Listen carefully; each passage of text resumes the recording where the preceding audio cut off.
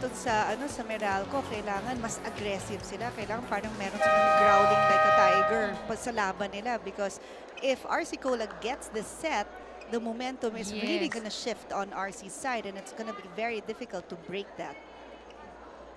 Start of set number 3. The both teams having one set apiece. First to serve for Malco. Third set about to start. Kim Fajardo getting ready to serve. Finding her target. Already having 13 excellent sets. She goes to Abanto. Di makulangan to the running play. Ortiz completing that play. You know, the blockers were there, prepared for Micah Ortiz, pero ang ganda ng angle ng hit ni Micah na kalusot sa blockers.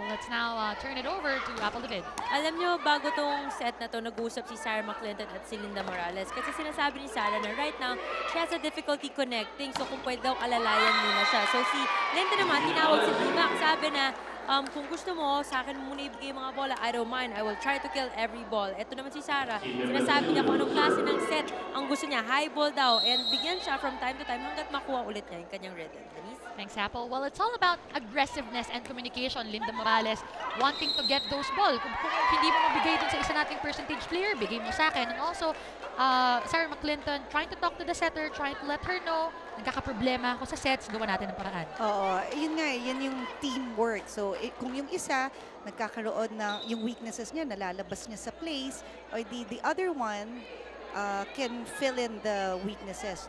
Kaya nga team effort to. Pero you know, as much as possible, if you're the hitter at pangit yung set sa'yo, gawin mo na lang ng paraan. Yes. There's a challenge, but I think it was more than 5 seconds, so hindi na na-entertain ng ating referee. Makulangan this time. Goes back to Morales. What a hit there by Morales. Talaga namang, di ba, sabi niya, okay, if you're having a difficult time, Sarah, give me the ball, Dimac. And sure enough, ang ganda naman ng palo niya. Ortiz now finds Sid. They go back to Cruz. Cruz over the blockers. Dug up by Ortiz. Linda Morales binalik easily. Fajardo keeping it alive. And a chance now for RC. Pantino gets it. They go to the combination play.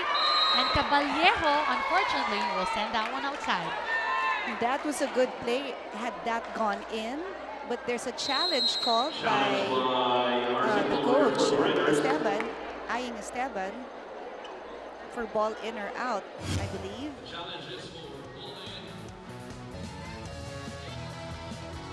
Pasok, diba? Ayun. Oh, I don't think it did. Kaya nga, tingnan natin ulit. Go back ball. It's a shadow. Parang shadow no? Oo.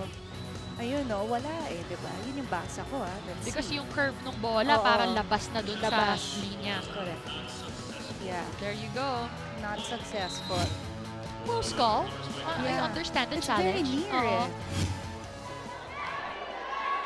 So that will give Meralco their second point. And sending Nika Reyes back on the service line. Nika Reyes, hinanap si Pantino. Makulangan, babalik kay McClinton. McClinton finally getting that through Alessi.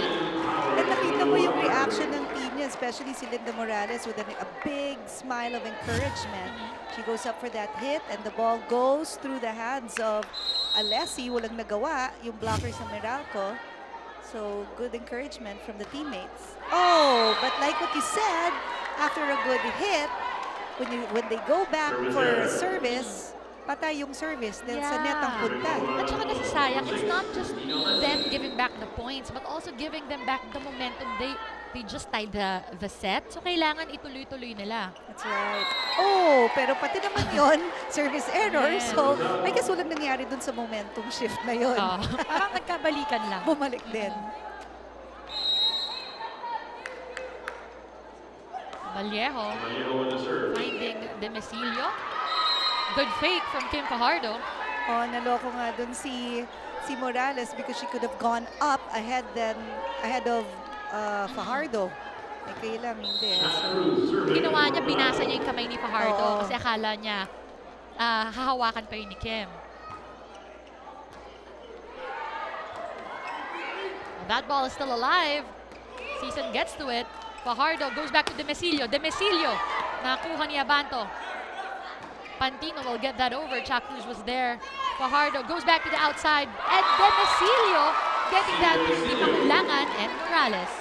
ang lakas ng Army Demesilio. Of course, we have to remember, beach volleyball player din to. Ang ganda nung drawback, and when she hits that ball, nice form. Cruz finds Pantino once again. Abanto will set it up. Babalik kay Pantino. And Pantino, napalo outside. She was under the ball, kaya lumabas yung bola.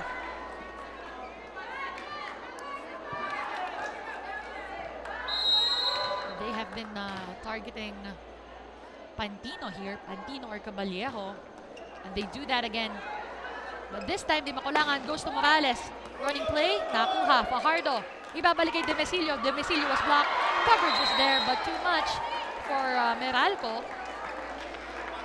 Ganda nung play. I think tinatarget nila si Pantino para matanggal siya sa play. Yes. Kasi hitter siya eh. And she's been doing a good job from the hitting line. So now Morales takes the service responsibilities for Arsicola. Season gets it. Fajardo running play. Baron completes it. Nandun si Caballero. Di Makulangan with a quick play again. Baron answered back. That ball is still alive. Fajardo will send that one over. Caballero, now a chance for Arsicola. Di Makulangan attacks. Pero nabasa. Baron! This time, effective attack from her. Alam mo, ang ganda ng play kasi nagkakagulo yung defense ng Arsicola eh. So if you have a good first ball like that, ibigay mo na sa middle para pasok agad yung bola. At saka nabasa ni Baron yung depensa. Yes. Butas yung gitna nitong depensa ng Arsicola. She will go back to serve. Gets it to Abanto. Pantino will try and successfully gets that over. Pantino's doing a good job getting that ball in between the arms of Alessi. She goes up for that hit.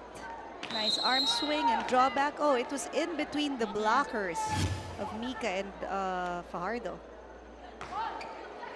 Good serve. Chuck Cruz was there. Nice set. Yeah. Pantino. Bumalik kay Di Makulangan. Running hit. Pero mali ang tama ni Micah Ortiz. Sayang because that was actually a good reception and a good set from Rhea Di Makulangan. And that will send Meralco to our first technical timeout up 8-7. Well, Meralco is up 8-7. That may be 1 point, but that is with the help of this girl. Meralco Power Spikers Liz Kullerkan. Ito si Liz Kullerkan, Estonian beauty. She's a member of the Estonian national team. She's quite tall. She's about 6'4". Quite tall, huh? Oh, quite lang. Konti lang. Well, Liz Kullerkan already having 7 attacks. So, magandang numbers from Liz. Now, let's turn it over to Apple. Of course, malungkot ang mga imports ng parehong koponan to be playing their last game dito sa Grand Prix. Pero lalo na itong si Liz Kullerkan, who learned a lot in this journey. At ang pinaka-importante daw dyan is that she learned to stick together as a team no matter how tough the season was. Because in the end, what matters more are the things you gain. The experience, the friendship, and the learning. So no regrets daw. And she's actually hopeful to be back next year to seek for redemption daw. Denise? Thanks, Why Apple. not? Why not, di ba? Tsaka maganda dito, we would always, Anthony and I would always talk about it. Kahit na mabagal yung umpisa na isang player or isang team, what's more important is the improvement that you see game after game, that they're learning. So it's good that Liz feels that way. Yan, nakwento nga sa akin before ni Chuck Cruz na the locals have learned a lot from the imports, from Alessi and from Kullerkan. Like, different technical names for plays, zones. Oh, look at this. Kaya ang ganda rin ng mga ginagalaw na ngayon ng Meralco Power Spikers. And I'm sure ganun din ang nangyayari dito sa Arsicola Raiders. That was good block from Cruz and Reyes.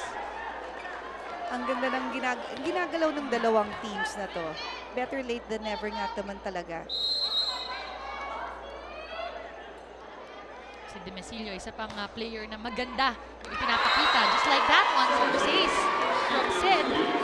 You know, when you're down 8 to 11, you can't assume that the ball is outside or assume that your teammate is going to Yes. get the ball. You have to be the one who's aggressive and lead by example. Hindi nga natuwa si Coach Esteban. Let's listen in. Watching the ball. So dapat gumalaw tayo doon sa loob ng court. Don't just watch. Puntahan yung bola, tapos kunin nyo talaga. Ngayon, ang taas ng bola lumipad doon, walang tumakbo. Yung bola papunta rin sa walang gumalaw. Okay? Imagine nyo naman, i-attempt nyo naman sa sarili nyo, yung papunta sa inyo yung bola, ang kinin nyo na, nakukunin nyo yung bola. Hindi yung titigil kayo. Okay? Yan ang magpapatalo sa atin. Hindi tayo pwedeng lumayo sa ganyan. Well, again, half the heart doesn't give you half the point. So, kailangan yung attempt mo, yung kagustuhan mo, kumbaga, to get that ball, try to help your team. Right. Lalo na ngayon, they have one set apiece. So, kailangan hindi nila pabayaang mauna ng gusto itong Meralco. And the errors are really very, you know, pwedeng maayos eh. Yung errors kasi wala lang naghahabol, wala lang nagmamind. So, all you have to do is communicate and go run after that ball so that you can have a play. Well, look at this play. Jack Cruz block covered by Fajardo. Si Sison, itataas, ibabalik kay Alessi. Alessi, not able to get that through. Yeah, ang lakas ng bola niya pero papunta sa net. Mali yung pagkakuha niya ng bola when she went up for that hit. Now, Linda Morales is in front. So let's see kung makakahabol na ba ng husto itong Arcicola. Starts off with a good serve.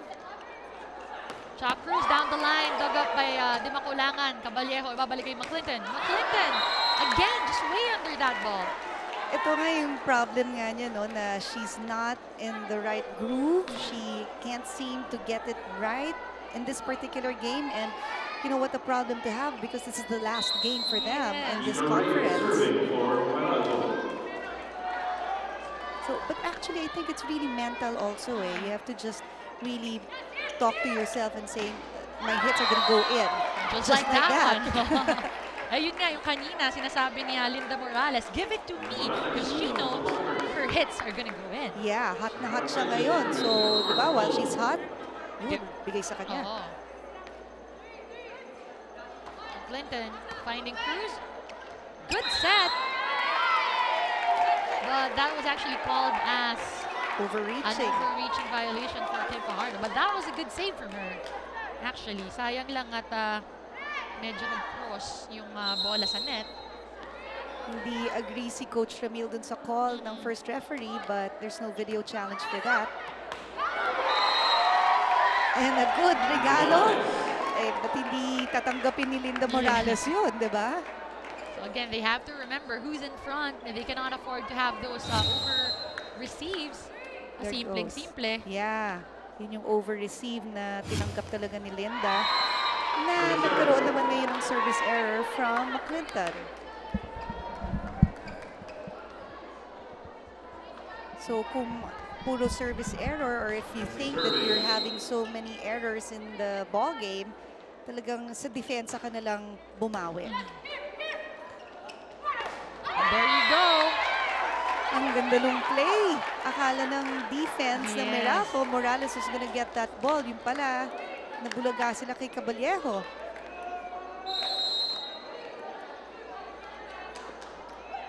Vallejo serving now. Finds Sid. Fajardo does the same thing. Finds Cruz. Linda Morales was there. Di Maculangan goes to McClinton from the back line. Still sending that one outside. And I'm sure it's so frustrating for McClinton, especially, alam mo, hindi naman ganyan yung game mo eh. You Yes. know that you can do better, but it seems like whether you're in the front line or back line, nothing's working for you. But you know what I noticed from her? May hesitation eh. Ah. That ball, actually, yung palo niya kahit outside, hindi naman malakas. Mhm. So, just the hesitation is getting her, making her commit errors. Ito namang sa kabila, walang hesitation si Jack Cruz tsaka si Alessi to get that ball. Kailangan mag-usap Oo. para hindi naman Magkabanggaan eh. magkabanggaan.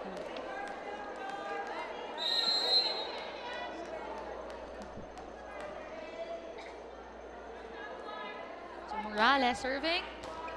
Targets Cruz. Kanina pa nila tinatarget to si Jack Cruz. Service ace there from Morales. Makikita mo sa mukha ni Cha Cruz, that she wants the ball again. Siyempre, gusto mo nga makabawi. Oo. She is a captain. That's right. Morales, will she go back to Cruz? This time, pumunta kay Season. Fajardo. Pabalik kay Sid. Sid gets that over. Abanto was there to dig it. Pantino gets blocked. Baron sets it up. Isa pa daw kay Season. Sid will attack. And this time, medyo lang sa power kasi Demesilio. I think yung nangyari kay Demesilio, nauna yung talon niya eh. Kaya yung kamay niya just grazed the ball. And that's what gave RC Cola the lead. Now it's 16-14 in the second technical timeout. On your screen, you can see Linda Morales, #1 girl percentage player, helping RC Cola Raiders. Alam mo kung paano siya nag-start mag-volleyball? Uh-huh. Her sister is also a player. Kasama sa traveling conference, traveling club yung sister niya. But in the middle of a conference, nagkasakit, na-injure. So they asked Linda Morales to take her place instead. And ever since then, nagustuhan niya ang volleyball. Mukhang gusto rin siya ng volleyball. She Yes. already has 7 attacks, 3 blocks, and make that 2 service aces. Imagine mo, she just started playing at 15 years old. So, very few years pa lang, but she has a command of the ball. Well, she is part of the Puerto Rican Rican national. national team, right? Yeah. So no wonder, but Ganassi say that he makes a mistake and sends that one outside. Kung minsan, pag sobra yung adrenaline mo rin, hindi mo nakokontrol na yung energy level that comes out of your arms. Follow and survey for So, kailangan kumalma ng konti. Yes. Caballejo. Kulangan will go to Pantino. Pantino tries to cut it, tries to go for a slice, but not over. Yeah, that's why that ball went to the net.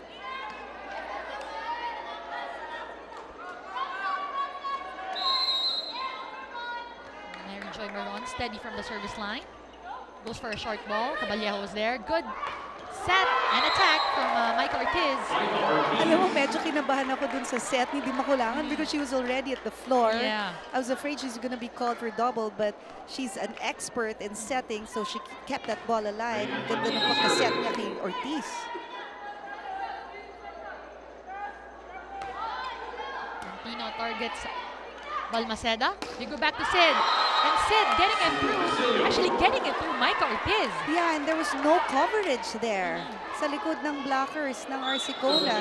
Kanina pa nila problema yon, di ba? Yung coverage sa likod ng blockers. This time papasok si Cerveza. Papagpahingin muna si Alessi as Kim Fajardo goes back to the service line. Fajardo survey. All Filipino tayo ngayon sa Meralco. They target Caballejo. Too close. McClinton adjusts. Si Fajardo babalik sa quick pero masyadong mababa. Ginawa ng paraan. Rhea attacks. Caballejo will set it up. They go back to Sarah. Sarah hitting it off a block. Ayun, yun yung sinasabi mo kanina Denise. Pag binagyan niya ng power, mas gumaganda yung bola niya, bumababa, she gets her groove. Yun nga, baka nga nag-hesitate na siya kanina because sunod-sunod yung pagkakamali niya So we're talking about McClinton there. Ending that rally with a good hit. Makulangan finds Balmaceda. Fajardo goes back to the outside. Cerveza getting that point. So this is going to be a good sign for Meralco kung meron kang isang player na bagong hatak sa bench tapos that would just easily score off the block. Oo. Mukhang ano siya, she's been dying to play. She's hungry for points for her team. Demesilio, good serve. Di Makulangan, running hit. Running play rather, dug up. Reyes setting that one over. Di Makulangan goes back to McClinton. McClinton blocked, covered. Abato keeps it alive. McClinton tries once again. Power tip.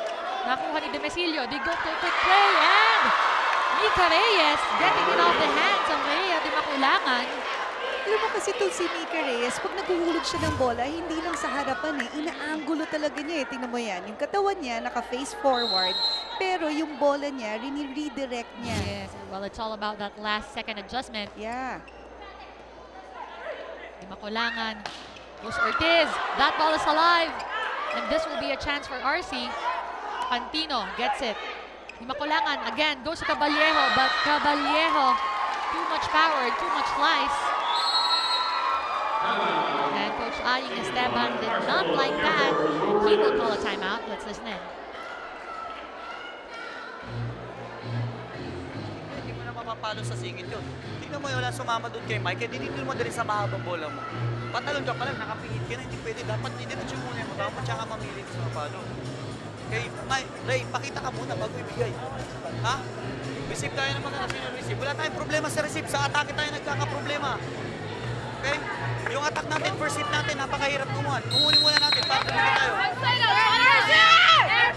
Yun nga yung sabi ni Coach Aying, no, na yung first ball nila, okay na. Naremedyohan na nila yun. Kanina yun nagiging ang problem nila eh. Pero now, it's the attack. Now, talking to Caballejo, sinasabi nga niya, yung body language niya, nababasa ng kalaban. Kaya tuloy, alam nila kung sinong ibablock. So, kailangan, pretend like you're not gonna hit it in a certain direction para matrick mo yung defense ng kalaban. Well, this can be a chance for Meralco. Fajardo. Pabalik kay Reyes. Too low, nagawa ng paraan. Caballejo will set it up. Tries to attack. Fajardo was there. Cruz will send that over. Abanto digs it up. Quick play, too low. That ball is still alive. Fajardo goes again, back to the quick play. And again, Mika Reyes just finding that open area, zone 1. Nobody was there. Yeah, that was a good play from Mika Reyes. Tingnan mo to. There goes that setup, and she doesn't hit it, but pushes it really hard towards zone 1. So it's not all about power. You have to be thinking all the time and adjust. And this time, hindi nakapag-adjust si Judy Caballejo. Go ahead. That was 4 touches there. Talagang hindi yun talaga nag-over. It hit the top tape. But that was a good play had that gone in. Sid Demesilio attacking from the service line. Nakita si Pantino. Di makulangan to McClinton. And McClinton getting that through Cerveza. Alam mo, yun din yung maganda rin kay Di Makulangan eh. Even if alam niya na si McClinton has been, struggling in the attack zone, binibigyan pa rin niya ng chance, di ba, to get her groove back. Yes, because that's very important. They're tied, 1 set each. So, hindi pwedeng pabayaan lang ng walang kumpiyansa si McClinton. Caballejo. Morales blocked. But no coverage from Meralco. That was a great hit from Morales. Ito may kita mo, talaga nga namang maganda yung ginagawa niya. And may hype before the start of PSL because of her. And sure enough, she's been performing. Micah Ortiz already having 6 attacks. Trying to attack from the service line. She finds Balmaceda. Fajardo goes to Cruz. Cruz soft hit. Di makulangan. Goes back to McClinton. McClinton using the hands of the block. Fajardo. Babalik kay Cruz. And Cruz. Oh, there was a net violation. I think that one was called on Linda Morales. So sayang because that was an easy over actually from Cha Cruz. Yeah. Baka yung buhok niya yung tumama sa net. Hindi naman nagreklamo si Morales. So alam niya. Mika Reyes already having 5 attacks and 3 blocks. Fajardo will send it to Cruz. Cruz hits the net. Pumasok ang bola. Babalik ngayon kay McClinton. Coverage was there. Di makulangan to Morales. And Morales completes that quick play. Ito si Morales, no? Walang buwelo eh. Pero nakukuha niyang patayin yung bola. Look at this. There goes that setup. She just does a vertical jump, not that high, but it does the job. Well, again, she did ask for those balls. So, you know that she's going to be ready all the time kahit walang buwelo. Joy Cases, bagong pasok, pinilitan muna si McClinton. Goes to Balmaceda. Fajardo will go back to Alessi. Alessi tries to go for the down the line but goes out. Ang lakas nung bola ni Alessi. There's a challenge here called by Coach Ramil, and I think that's ball in or out. be a crucial point. Kaya to si Coach Emil really using the video challenge. Yeah. Here we go. Out talaga. Yeah, it was Super. outside. Duling ako. There goes. Oh, it's very clear. Yeah. So that's gonna bring our score to 23 all. Roy Casas serving. Joy Cases pabalik ngayon sa service line. We'll try to attack from that spot. Itong si Joy Cass is one of the better players din to ng RC. Yes. Malakas din pumalo. Fajardo, quick play. Cases digs it up. Pantino, soft hit, does not go over the net. Ngayon, ito nga yung sinasabi ni Coach Ai, no, na it's the attack ang nagiging problem. The first ball has We are improved a lot. now at set point. Well, they have to get that first ball to try and eventually set it up to Morales. At yan nga. But block was there for Meralco. Mary Joy Baron just timing Linda Morales very well. Keeping Meralco alive and getting that set point. And eventually helping Meralco's cause winning this third set, 25-23.